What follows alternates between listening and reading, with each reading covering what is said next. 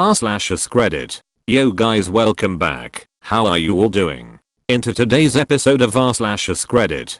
Doctors of Reddit, what is something that you wish everyone knew about their body? Ejaculating blood happens to most people at least once in their lives, and in 99% of cases it resolves without taking any action within a week. It doesn't even warrant a doctor visit. Peeing blood, for both sexes, is a serious medical emergency and you should immediately go to the ER. People think it's the other way around. If you could keep track of the assorted parts you've had removed or added, that'd be very helpful. I'm not saying you need to know whether your fundoplication was in a son or a door, but if you're complaining about belly pain, it would be nice to know that the last time you had belly pain they took out your gallbladder/appendix/sigmoid colon. And if you've ever had something implanted and they gave you a little card, that's not warranty information. That tells us if you're going to explode if you go in an MRI. Bring it. Otherwise it will be Googled. Question about MRI. That feels too dumb to ask my mother. Nurse, if I have metal retainer in my mouth, can I never get an MRI? Growing up she said if I got a tattoo I couldn't get an MRI, but found out that was just to try to get me not to get one. That there is a wide range of normal. Don't be embarrassed by your body. Having said that, if you are concerned about anything, ask your doctor. We have generally heard it all before, and trust me, we have nearly always seen it all before. Maybe you have something that has been bothering you for ages, but you were too scared or embarrassed to ask about it. Just ask. It might be nothing, and you have been stressing about it for no reason. And if not, then you are at least one step closer to getting it fixed. No one can help if they don't know.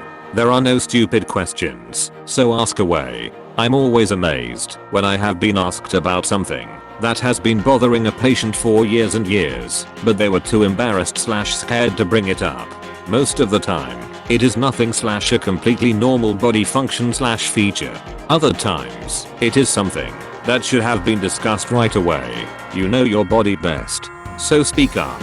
Don't wait for the doctor to ask the right question. Some people seem to think that if you act healthy for a bit, it'll make up for being a wreck. There are so many things wrong with this.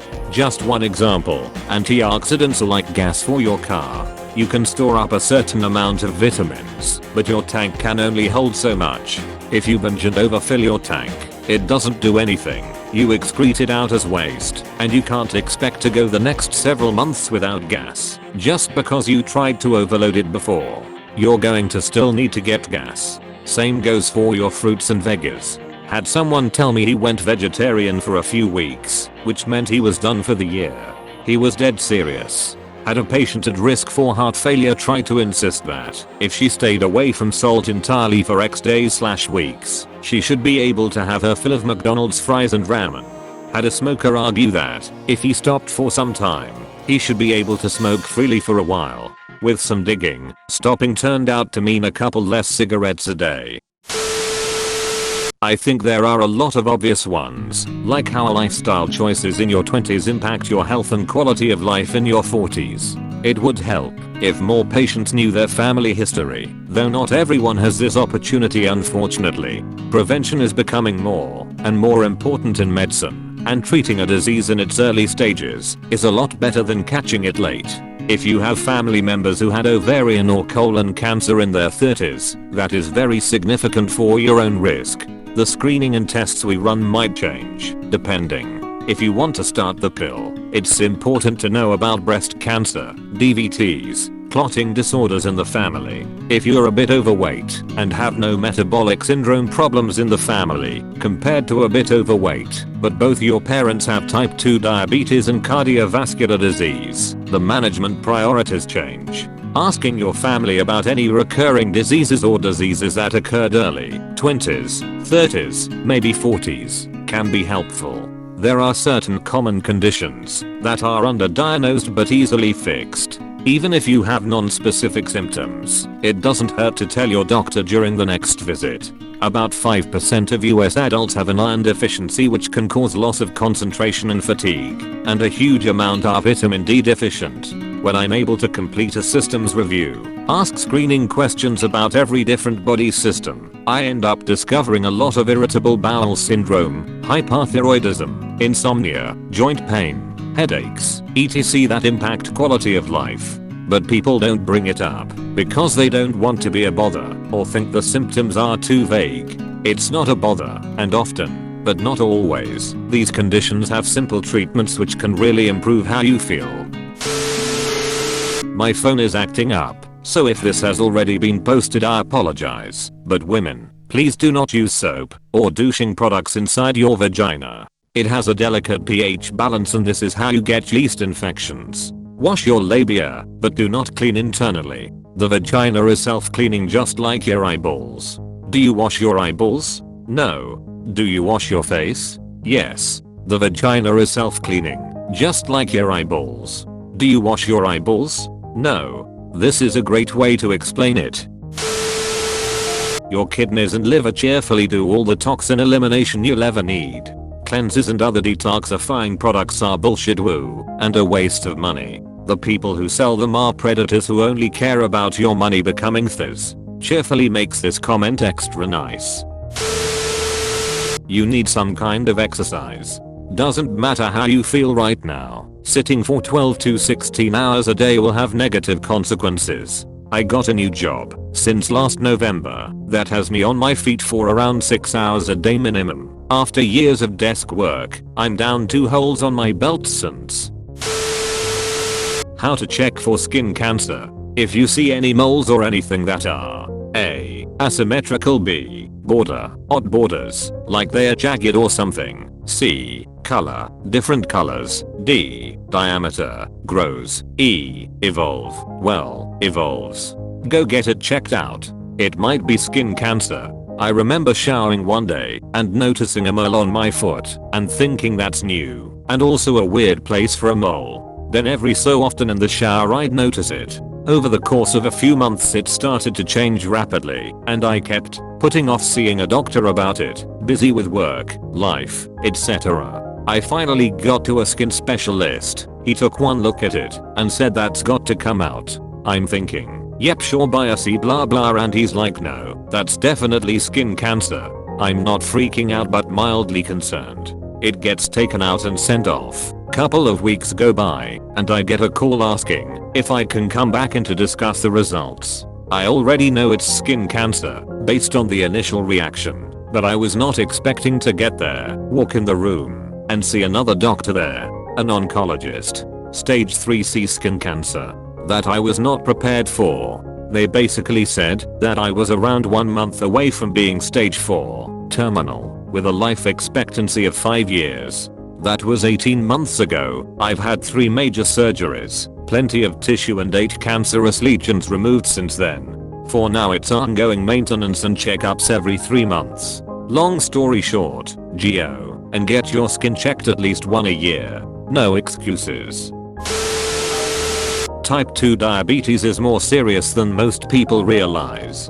I work as a doctor in hemodialysis and most of them are due to diabetic nephropathy. It also affects your eyes, nerves, immune system, etc. Simple life changes can help you, but no one seems to care. I even lost 9 kilograms myself because I had a family history of diabetes and to be healthy. Edit. Wow, thanks for the silver stranger. I didn't expect this comment to be big, but please take care of yourselves people, because it is really sad for us doctors to see people get ill because of a preventable illness. Also, there are lots of good subreddits for people trying to make a lifestyle change. You and your body deserve better. Edit 2. Change diabetes to type 2 diabetes for clarification. Changed easy to simple.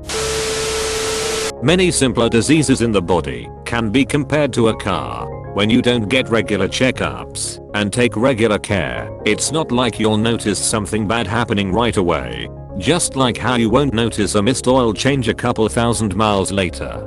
But diseases like diabetes, high blood pressure, alcohol dependence, etc., they all sneak up on you. Just like how eventually that engine won't run as smooth.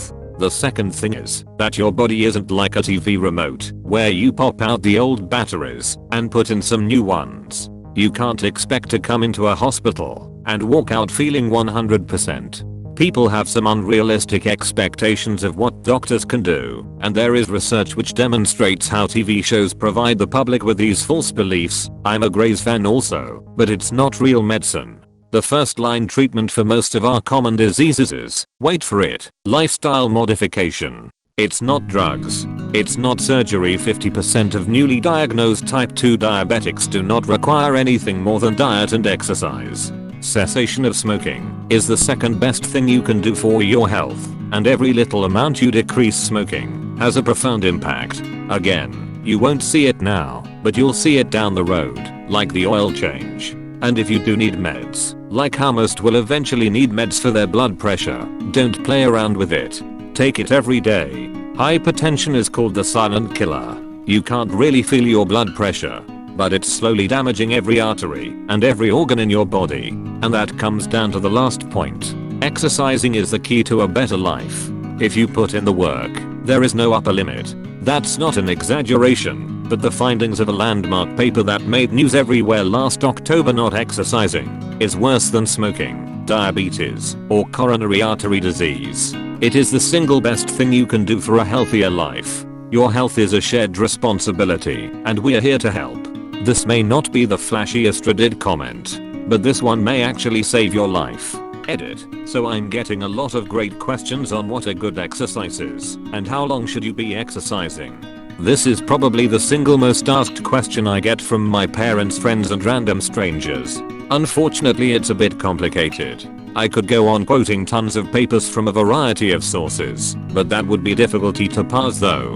An exercise regimen should ideally be set by a medical professional specifically for you. It may vary based on your age, occupation, underlying health conditions, fitness goals, etc. I couldn't give a 60-year-old with COPD the same instructions as a 25-year-old.